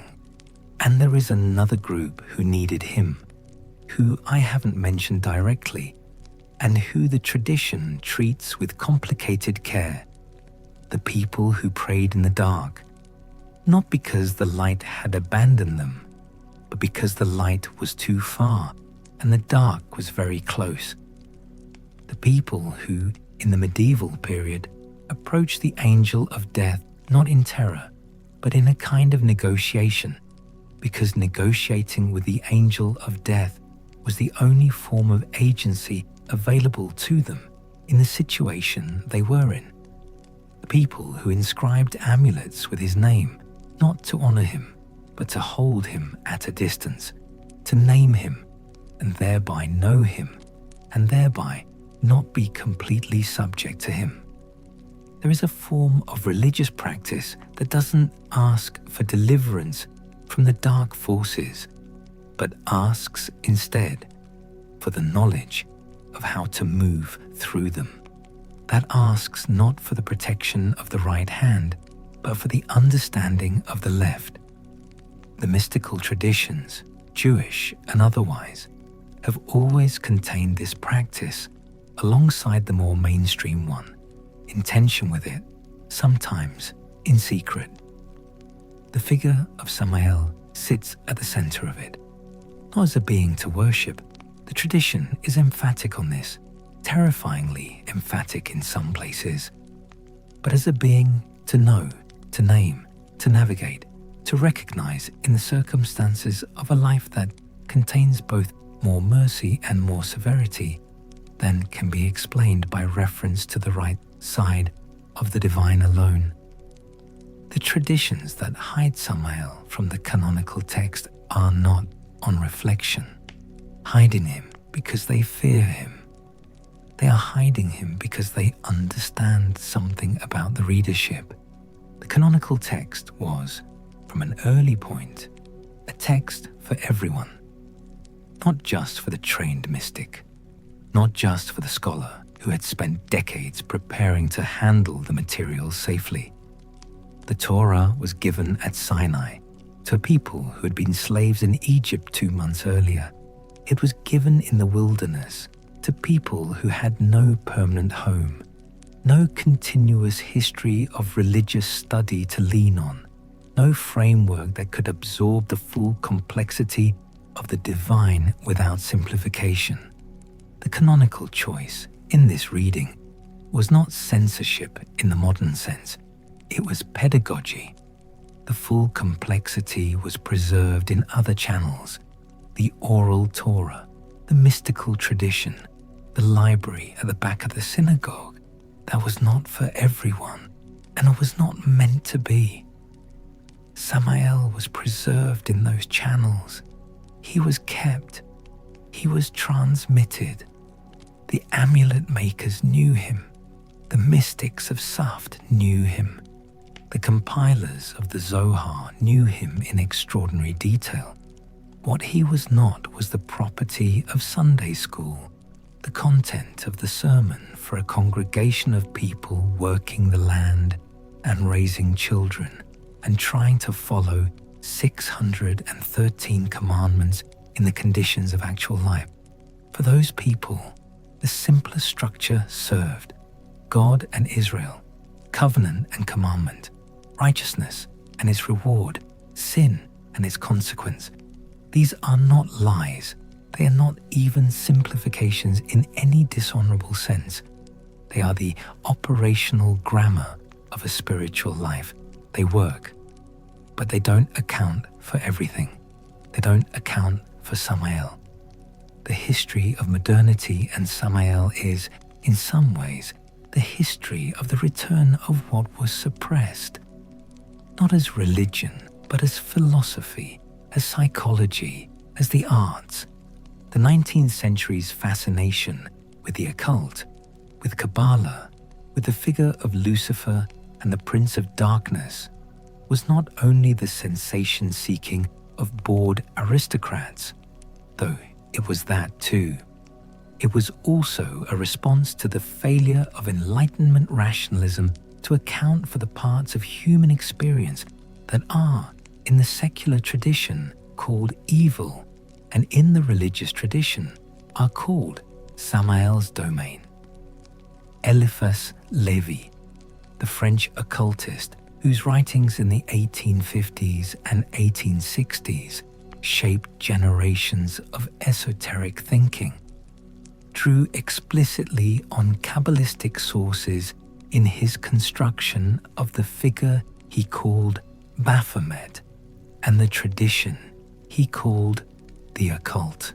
His Samael is the Kabbalah's Samael filtered through a romantic sensibility, the severity of the divine reimagined as a form of forbidden knowledge, the left side of the Sephirot reimagined as an invitation to transgression, the Angel of Venom reimagined as a kind of liberatory darkness. This is a misreading of the Kabbalistic tradition, but it's a productive misreading. It preserved and transmitted things about Samael that would otherwise have been confined to specialized Jewish scholarship and made them available to a broader cultural conversation about the nature of evil, power, and the limits of official religion. The Theosophists, the Golden Dawn, the Ordo Templi Orientis. These groups in the late 19th and early 20th century circulated elaborations of Samael's mythology, usually with the emphasis shifted from the prosecutorial legal function toward the transgressive magical one. Samael, in the occult tradition, is often the initiatory adversary, the force that tests the magician's resolve, the gatekeeper of forbidden knowledge. He retains the venom, the serpent association, the darkness. He loses, largely, the context that gave those attributes their theological depth. The divine court, the permit, the structural necessity, the relationship to Michael and to the repair of the world. What you get without that context is a figure who looks more like the Christian devil than like the Kabbalistic Samael. More dramatic, perhaps, more cinematically satisfying, but smaller in some fundamental way, reduced from a structural feature of the cosmos to a symbol of rebellion, from the angel of divine severity to a mascot for the transgressive imagination. This is the thing that the Bible, in editing him out of its pages, ironically preserved. By making Samael hard to find in the canonical text, the tradition ensured that the people who found him were the people prepared to engage with his full complexity. The casual reader, the Sunday reader, gets the simplified figure, the serpent, the adversary, the devil in a red suit. The scholar who goes looking in the margins, in the footnotes, in the Talmud and the Zohar and the Dead Sea Scrolls and the Nag Hammadi texts. That reader finds the thing itself, the ancient and enormous concept that Western monotheism has been negotiating with for 3,000 years without fully resolving. There is something almost like respect in this arrangement. The text hid him from the people who weren't ready for him. The parallel tradition preserved him for the people who were. The question for any given person is simply, which tradition are you reading, and why? The figure who emerges from this survey of Samael's mythology, the sum of all his roles, his names, his relationships, his contradictions, is not reducible to any single definition. He is the angel of death and the angel of venom and the chief of the Sitra Achra and the guardian angel of Rome and the serpent in Eden and the husband of Lilith and the adversary of Job and the blind craftsman who made the world thinking he was God. He is the one who tried to stop Moses and the one who presided over the destruction of the temple, and the one who, at the end of time, will be transformed or destroyed or revealed, depending on which tradition you're reading. What connects these roles is not evil in any simple sense. What connects them is severity, pressure, the application of divine intensity to the fabric of human experience in ways that feel, from inside that experience, like damage, like loss, like the universe pressing down on something that was not designed for that particular kind of pressing. And the tradition's deepest insistence, the insistence that keeps appearing across the centuries, across the Talmud and the Zohar and the mystical literature, and even in the traces left in texts that try to suppress him, is that this pressure is not an accident, that the universe was not designed without the left side, that the God of history, the God of the prophets, the God who spoke from Sinai and from the whirlwind, this God contains Samael, not as an error, not as a failure, as a feature. That claim is the hardest religious claim to sit with. It is harder than the claim that God is love, which is comparatively easy to accept when things are going well. It is harder than the claim that evil is an illusion, which is the Gnostic offer of escape from the difficulty. It is the claim that the God who is love also contains severity, that the world was made with both hands, and that the angel who administers the left hand is doing God's work as surely as the one who administers the right. And that to understand this, not to approve it, not to celebrate it, but to understand it, is to be equipped for the actual world rather than a more comfortable but imaginary one. The name, venom of God, poison of God, the L at the end, insisting on the connection, no matter how dark the prefix gets. There is a reading of this, an old one, buried in the commentary tradition, the way a lot of the best things are buried, that suggests the venom of God is not a curse, but a description of God's relationship to a world that requires, for its ongoing operation, a certain kind of pain, not arbitrary pain, not gratuitous pain, but the pain of pressure, of testing, of the world pushing back on the human project with enough force to reveal whether the project is genuine or merely comfortable. The venom that reveals character, the darkness that makes clear what the light was holding. There is another reading honest, disturbing, that says, no, the venom is just venom. The children who died in Job's story are just dead. The suffering that Samael administers, insofar as he administers it, doesn't work out to anything comprehensible from the inside of the suffering. The theological neatness of the venom serves a purpose. Reading is the kind of theological neatness that gets assembled, always, by people who are not currently being bitten. The tradition contains both readings, refuses to resolve them, asks the reader to hold both.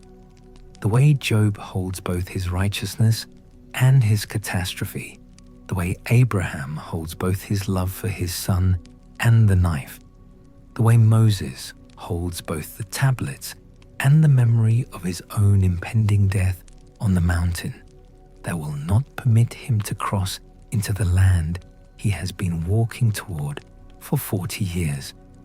Samael presides over the space where both readings are simultaneously true, where the divine severity and the human pain are neither identical nor separable, where the angel's name insists on the connection between the poison and the god, and the human experience insists that the distinction matters, and the tradition refuses to let either insistence win. There is a practice in some mystical traditions, a contemplative practice, not a magical one in any lurid sense, of sitting with what they call the shadow name, the name that belongs to the aspect of reality you most want to avoid, saying it slowly, letting it be present without immediately reaching for the light, not to honor it, not to invoke it, but to know it, to be the kind of person who has looked steadily enough at the left side of things to navigate it without being destroyed by it. The name is Samael, the venom of God, the angel who holds the left side of the cosmic tree in his administration, whose wife is the darkness and whose job is severity, and whose name ends in El, because everything in this tradition ends in God, even the parts that cut. The people who preserved him across the centuries of editorial pressure, who kept his name alive in the margins of texts that tried not to say it, who inscribed amulets and wrote commentaries and buried jars in the desert and dug through caves by the Dead Sea. They were not devil worshippers. They were people who understood that a theology which accounts for only the right side of things is a theology that will fail you the first time the world shows you its left. They kept Samael because they needed a name for what the official account of divine love couldn't quite reach. The name for the angel who shows up when the right-hand answer isn't adequate. The angel whose presence means the question is serious. The angel whose job is to make sure that faith, if it survives him, is faith that has been tested and held. The angel without whom the tradition quietly insists there is no genuine faith at all, only the comfort of a world that never pressed back. He is the angle the Bible tried to hide, in the footnotes, in the margins, in the parallel tradition, in the Dead Sea, in the sealed jar, in the word that scholars have been translating as Satan for centuries, because Samael required too much explanation. The explanation is this: God has a left hand. It holds venom. The angel who serves it is one of the oldest named beings in Western religious thought. He has been doing his job since before the garden, will be doing it until the garden comes back. And in the tradition that preserved him most completely, the tradition that wrote his mythology in the margins while the official text was being finalized, he is not the enemy of the divine, He is its consequence. He is what happens when a universe that runs on love also necessarily runs on weight. The name for the weight is Samael. The weight, when you have learned to carry it, tells you something about your own strength that the light cannot. That is, at least, what the tradition says. What the jar says, buried in the desert, waiting to be found. What the amulet says, hung above the crib by someone who understood that naming the dark was not the same as invoking it. What the Zohar says in the passages that the editors of the canonical Bible decided were too much for the reader they were writing for. What the name says, every time someone who's been looking for it long enough finally finds it, sitting in the footnote of a theology textbook, or the appendix of a scripture commentary, or the margin of a text that was trying, carefully, to say something else. The name that ends in God, the poison that belongs to God, the angel that nobody wanted to be the angel, but somebody had to be. Samael, good night. Sleep well if you can. And if you find yourself in the part of the night that's hard to sleep through, if you find yourself on the left side of things, where the weight is, and the question is, and the answer hasn't come yet, then at least you have a name for the company you're keeping. That's more than most people get. I'll see you next time. The transmissions of Samael's mythology across centuries did not travel in straight lines. They moved the way all theological underground rivers move, sideways, through unexpected channels, surfacing in places that seem to have no connection to the source. The Coptic Church in Egypt preserved certain apocryphal texts that the Greek and Latin churches had discarded. The Ethiopian Church kept the Book of Enoch canonically for 1,000 years after it had been quietly shelved everywhere else. The Mandean community, a small, ancient Gnostic group still present in Iraq and Iran and in diaspora communities around the world, preserved cosmological texts in which figures very similar to Samael operate under different names in a universe structured very similarly to the one the Kabbalists described, which suggests either direct contact between these traditions at some point in the deep past, or the emergence of similar theological responses to similar theological problems in different cultural contexts. The latter possibility is the more philosophically interesting one.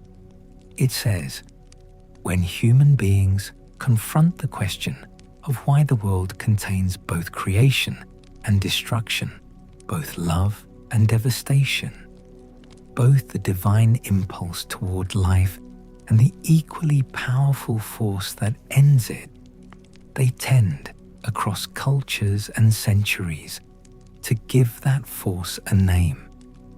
They tend to make it personal. They tend to grant it a face and a function and a place in the cosmic order, not because the myth-making impulse is lazy, but because the alternative, to leave the destructive force nameless, faceless, without relation to the creative force, is somehow more intolerable. Better an adversarial angel with a sword than a universe in which catastrophe is simply meaningless weather. Better a cosmic prosecutor making his case than a god who wounds arbitrarily. This is what Samael offers, and what every tradition that produces a figure like him is reaching for. A theodicy that takes the left side seriously, that names it, that gives it its due place in the architecture of things. The price of this theodicy is significant. It requires you to accept that the God who loves you also wields the sword that hurts you, or at least that the sword is wielded by something that operates within divine permission and divine purpose. It requires you to accept that the world is not simple, that the divine character is not simple, that the universe runs on both the honey and the sting. Most people, most of the time, prefer not to pay this price. This is why the canonical text buried him. But the people who paid the price, the ones who read the commentaries, the ones who wore the amulets, the ones who buried the texts in the desert, they got something in return. They got a spiritual vocabulary for the hardest parts of human experience. They got a name for what was happening when the world pressed its left hand down. They got a framework in which the darkness was not the defeat of meaning, but its most demanding teacher. I said before that I would try to give at least 4 figures from Samael's mythology their full treatment. The way certain narrative traditions require you to walk with specific characters long enough to know their shapes. I've given you Samael himself from multiple angles across multiple traditions, but there are figures in his orbit whose stories are as important as his and who deserve more than a passing mention. Let me circle back to 3 of them, because their fates are tied to his in ways that illuminate dimensions of his mythology that might otherwise remain opaque. First, Azazel. The name appears in Leviticus 16 in the instructions for the Day of Atonement, and it is one of the most contested proper nouns in biblical scholarship. 2 goats are selected. 1 is offered to God. 1 is sent into the wilderness to Azazel, carrying the accumulated sins of the community. The translation of Azazel has been debated for centuries. Some read it as a place name, a rocky desert location.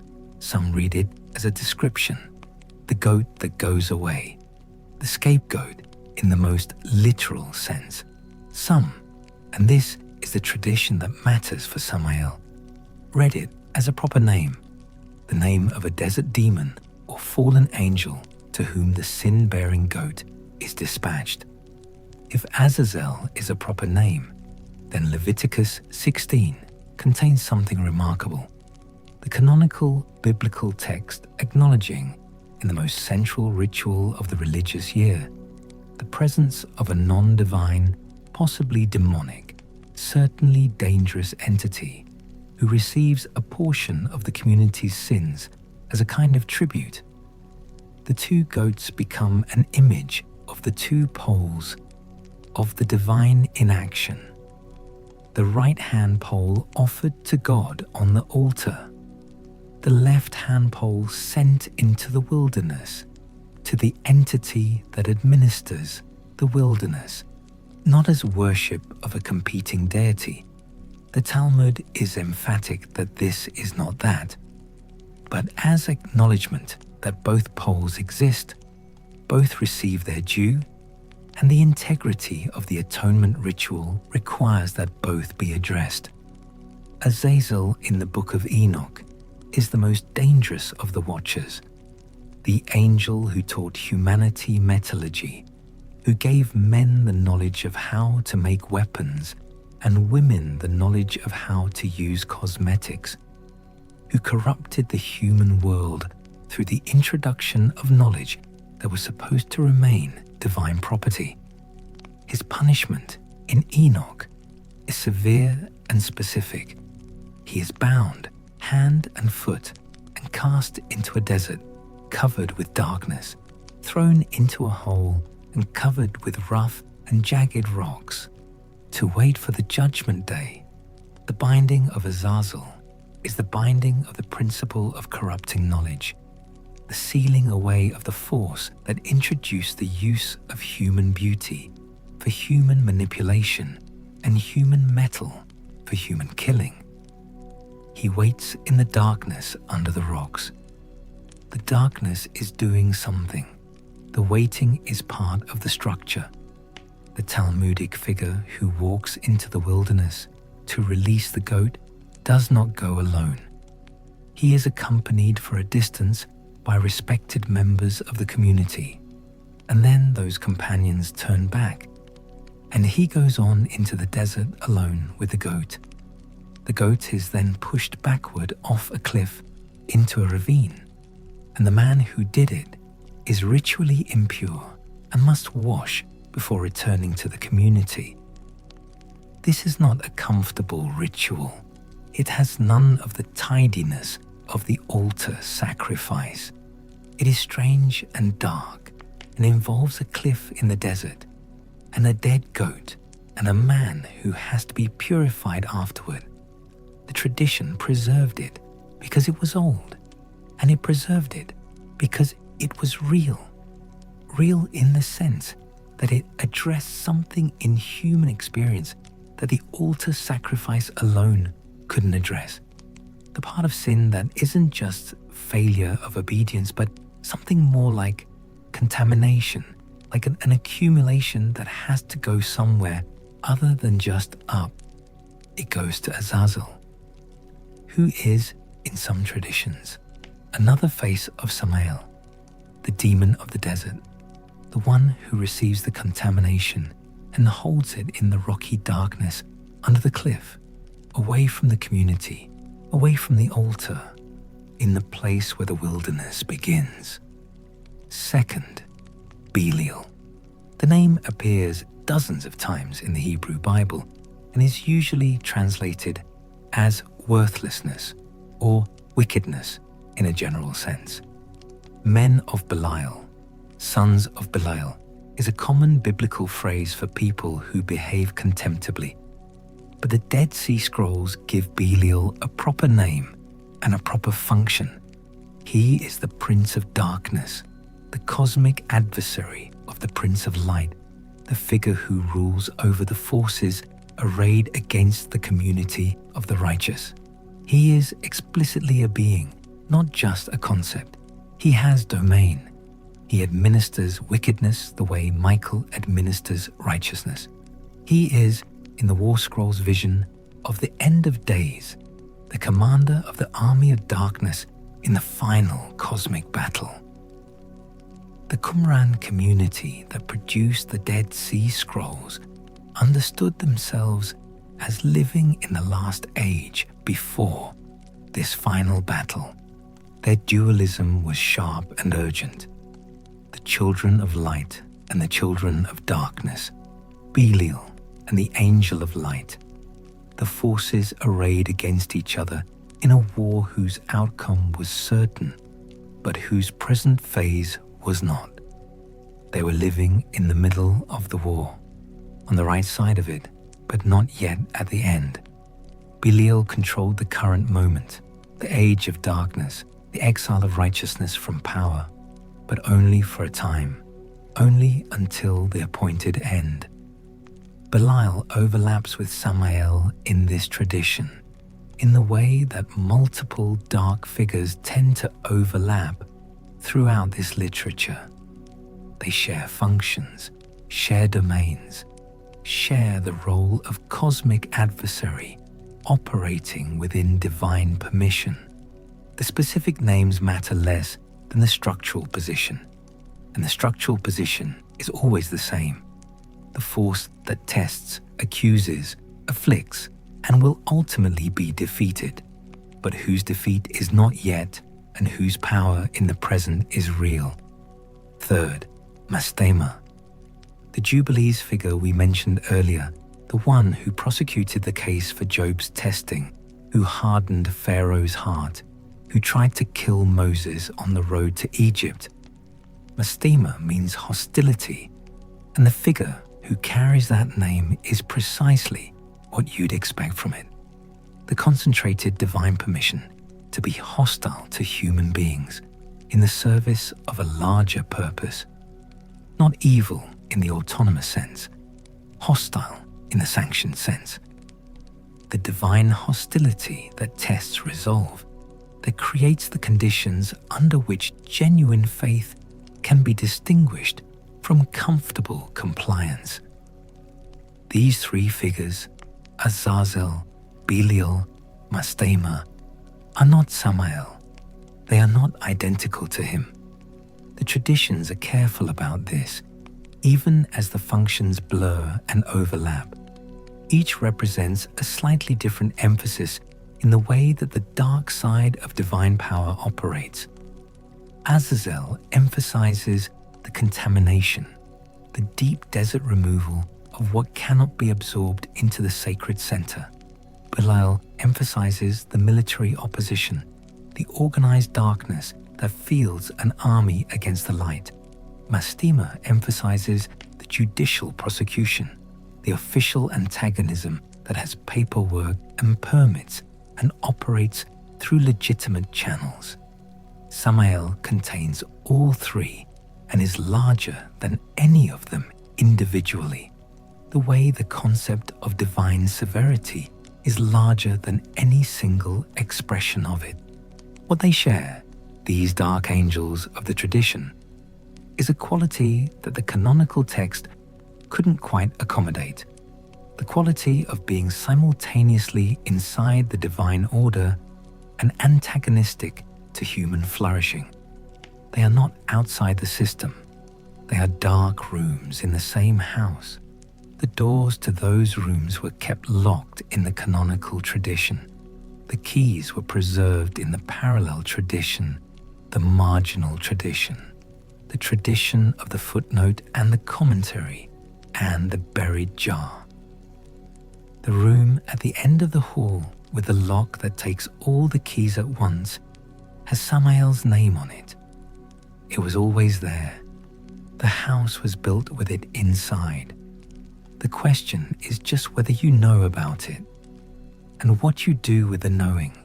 The Kabbalists of 16th century Saft, Isaac Luria, his student Chaim Vital, the circle that gathered around them in that mountain city in Galilee where Jewish mysticism reached one of its greatest flowerings, spent considerable time and energy developing the precise metaphysical cartography of the Sitra Achra, the left side, the world that Samael heads. This was not morbid curiosity. It was practical theology. They believed with complete seriousness that the nature of the current age required precise knowledge of what the repair of the world was repairing, required a map of the damage if you were going to navigate the healing. You cannot mend what you cannot name. You cannot name what you have not looked at. Luria's theology is the theology of a community living in the aftermath of catastrophe. The expulsion of the Jews from Spain in 1492 was the trauma that hung over Saft, a city settled partly by the refugees and their children. The expulsion had shattered the Iberian Jewish world, the largest and in many ways most developed Jewish community of the medieval period. Its poetry, its philosophy, its science, its Kabbalistic tradition, all scattered across the Mediterranean in the space of a few months. The people who ended up in Saft were asking the question that every survivor community eventually asks: why did this happen, and what do we do now? Luria's answer was the theology of Shevirat HaKeilim, the breaking of the vessels, and Tikkun, the repair. The catastrophe was not an anomaly. It was the structure of the world expressing itself. The world is always in a state of brokenness, always in need of repair, and the repair is always the work of human beings choosing, deliberately and with full knowledge of the cost, to act in accordance with the divine image in which they were made. Every act of justice, every act of compassion, every moment of genuine prayer in the ruins of what the left side had administered, these were acts of cosmic reconstruction, small, incremental, invisible to the eye, but real, structurally real. The sparks were returning one by one to the light. Samael, in Luria's system, is the administrator of the delay, the principle of the broken world maintaining its brokenness, the force that holds the Kelipor in place and keeps the sparks from returning too quickly, the cosmic resistance against which the Tikkun is performed. He is not the cause of the original rupture. That was structural. That was the nature of the emanation process itself, the consequence of pouring infinite divine light into finite containers. But he is the maintenance of the rupture's effects. He is the reason the repair takes as long as it takes. And the people of Saft, in their mountain city above the Galilee, with their dead left in Spain, and their books reconstructed from memory, and their practice rebuilt from fragments, were the ones doing the repair. Their mysticism was not an escape from history. It was the attempt to understand the full depth of what history had done to them and to locate their response to it within the largest possible cosmic framework. If the world is broken, then our brokenness is not shameful. It is our condition. If the repair is the human task, then our survival, our continuation, our insistence on study and prayer and ethical life in the ruins, this is not stubbornness. It is the work. Samael makes the work necessary. Without the brokenness he administers, there is nothing to repair, and the human task disappears along with the darkness. The tradition that preserved him understood this. The people who wore his name as amulets and argued about his rank in the angelic hierarchy and mapped his domain in the cosmic anatomy of the Sitra Akra. They were not worshipping the darkness. They were taking it seriously. They were refusing to pretend it wasn't there. And in the refusing, in the naming, in the careful transmission of everything the canonical text tried to leave out, they preserved something that no amount of editorial pressure could quite erase. The knowledge that the divine is larger than what the official account says, that the left hand is real, and the severity is real, and the angel who carries the venom is named and is known and is, in the end, part of the same family as the angels who carry the light. His name ends in God. It always has. The poison and the God, inseparable in the syllables. The way the shadow is inseparable from the light that casts it. The way the test is inseparable from the faith it tests. The way the ending is inseparable from the story that makes the ending matter. That's Samael. That's who the Bible tried to hide. Sleep well. We'll be here when you wake up.